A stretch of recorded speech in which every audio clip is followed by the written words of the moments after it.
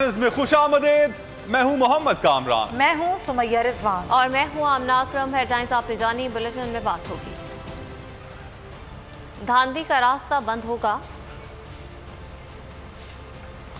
मुल्क कैसे बनते हैं,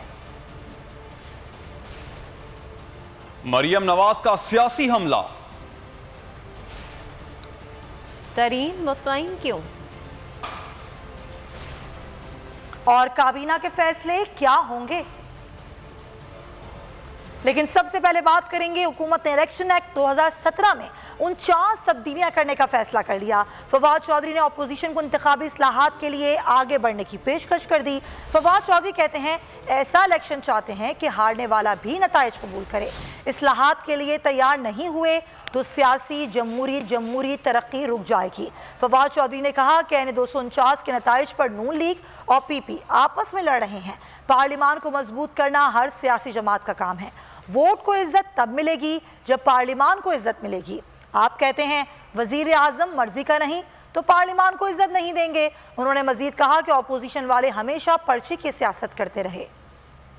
ऐसा इलेक्शन चाहते हैं जिसके ऊपर तमाम लोगों का ये ना हो कि ये इलेक्शन हम जीते हैं तो झगड़ा हो और वो जीते हैं तो वो झगड़ा हो। अगर आप इस्लाहात के लिए तैयार नहीं हैं, अगर हमने सिर्फ हर इलेक्शन के बाद रोना धोना है, तो फिर तो देखिए आपकी सियासी तरक्की रुक जाएगी, आपकी जमहूरी तरक्की रुक जाएगी, आप आगे नहीं जा सकेंगे। इमरान खान का जो नजरिया वो ये है कि आइए मिलकर इस्लाहात करते हैं। आप कह रहे हैं कि हमारे पार्लियामान की को कोई हैसियत नहीं दे, वो वहाँ चूँकि वज़ीर आज़म हमारी मर्जी का नहीं है, लिहाजा वज़ीर आज़म को नहीं हम इलेक्शन कमीशन को इख्तियार दे दें। जो ये नारा कुछ दिनों पहले लगा रहे थे कि वोट को इज्जत दो, वो वोट को इज्जत तब मिलेगी जब पार्लियामान को इज्जत मिलेगी। शहबाज शरीफ साहब ने, शाहिद खाकान अब्बासी साहब ने, एहसन इकबाल साहब ने, तीनों ने उन्होंने उस टेक्नोलॉजी को समझने की भी कोशिश नहीं की और उन्होंने कहा कि हम इसको नहीं मानेंगे। हमें इल्म है कि सारी उम्र आप पर्चियों ही की सियासत करते रहे हैं और पर्चियों से ही आपने हमेशा जो है वो इक़्तिदार लिया है, लेकिन अब मुल्क का इंटरेस्ट ये है कि हम पर्चियों से बाहर निकलें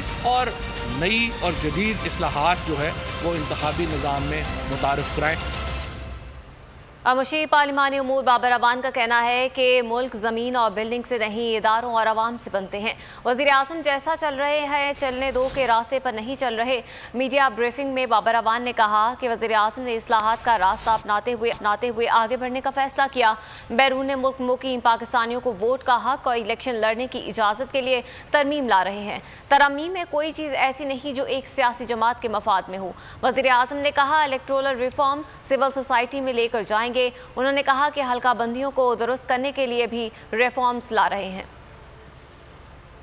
आपके वज़ीर आज़म इमरान खान ने इख्तियार किया है कि हम इलेक्टोरल रिफॉर्म्स करेंगे और हम आगे बढ़ेंगे। रिफॉर्म के लिए इलेक्शन एक्ट 2017 में और जो हुकूमत का पैकेज है उसके अंदर 49 सेक्शन कुछ डिलीट किए जा रहे हैं और कुछ तब्दील किए जा रहे हैं। जो प्राइम मिनिस्टर का विजन है उसके मुताबिक हमने जो इलेक्ट्रॉनिक वोटिंग है उनके इस्तेमाल के लिए इलेक्शंस में सेक्शन 103 उसको हम अमेंडमेंट कर रहे हैं। ये पहली बड़ी रिफॉर्म होगी पाकिस्तान की तारीख में। दूसरा बड़ा रिफॉर्म है जो ओवरसीज पाकिस्तानीज हैं उनको हम राइट ऑफ वोट एक्सटेंड करने के लिए सेक्शन 94 में अमेंडमेंट ला रहे हैं। हल्का बंदियों को दुरुस्त करने के लिए आबादी की बुनियाद के ऊपर अब हम ख़त्म करेंगे और हम वोटर्स की बुनियाद जो रजिस्टर्ड वोटर्स हैं नादरा के उसकी बुनियाद के ऊपर करेंगे। अब इसको पूरी कौम के सामने सबसे पहले हम इसको लेके जा रहे हैं जो पाकिस्तान की सिविल सोसाइटी है उनके साथ इंटरेक्ट करेंगे, उनको हम अपना ये जो रिफॉर्म का एजेंडा है वो दिखाएंगे। फिर हम APNS, CPNE और हर वो हल्का जो इसमें स्टेक होल्डर है पाकिस्तान के पार्लिमानी निज़ाम को बेहतर करने के लिए उसको भी हम शामिल करेंगे। दूसरी जानिब फिरदौस आशिक अवान के बाद एक और PTI रहनुमा की ब्यूरोक्रेसी से नारवा सलूक का मामला सामने आ गया। MPA खुरम लगारी फोन पर जतोई के असिस्टेंट कमिश्नर अरशद विर्क पर भड़क पड़े। फोन बंद होने पर खरी खरी सुनाई। बोले लड़ाई करना चाहते हैं तो मैं आ रहा हूं, किधर आना है, मैं तो जवान हूं, लोग कहेंगे बूढ़ा मार खा कर आ गया। बोले मेरा काम तुम्हारे बड़े भी नहीं रोक सकते। कमिश्नर के जरिए कार्रवाई का कहकर रोक डालने की कोशिश भी करते रहे।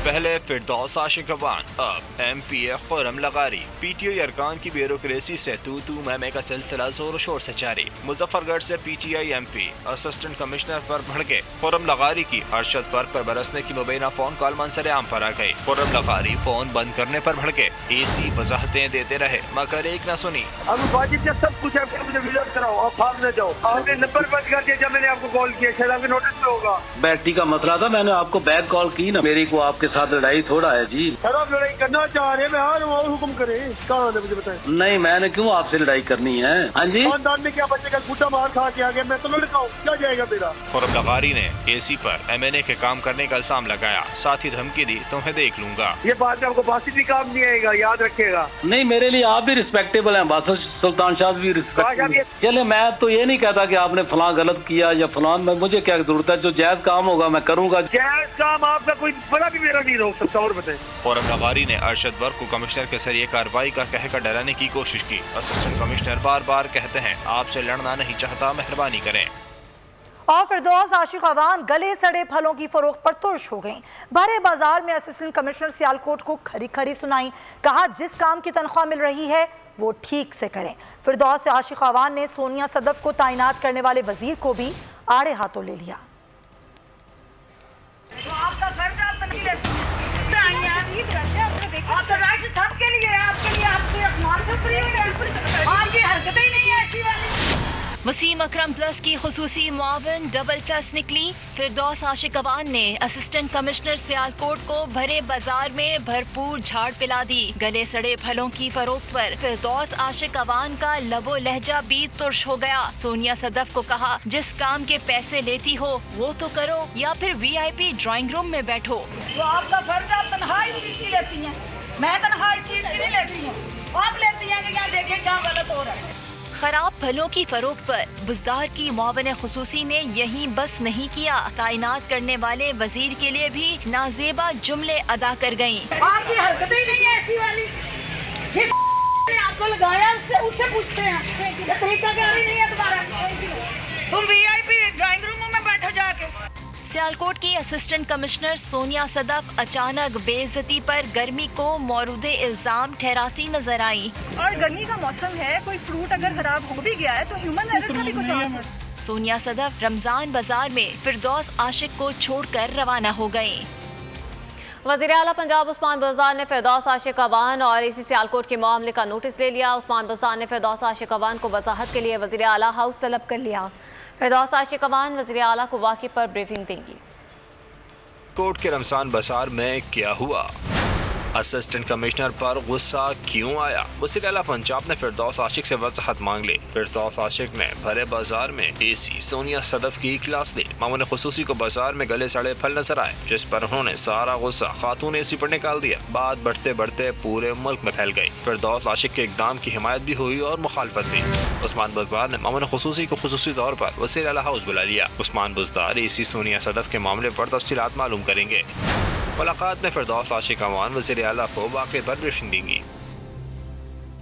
अहम खबर है, वज़ीर आला पंजाब से मुआविन खुसूसी डॉक्टर फिरदौस आशिक अवान की मुलाकात हुई है। फिरदौस आशिक अवान ने सियालकोट बाजार वाक़े की रिपोर्ट पेश कर दी है। फिरदौस आशिक ने जिला इंतजामिया की नाकिस पॉलिसी पर ब्रीफिंग दी। वज़ीर आला ने चीफ सेक्रेटरी से वाक़े की तफसीली रिपोर्ट भी तलब कर ली है। खावर अब्बास से मज़ीद तफसीलात मालूम कर लेते हैं। खावर, क्या कुछ डिस्कस हुआ इस मुलाकात में?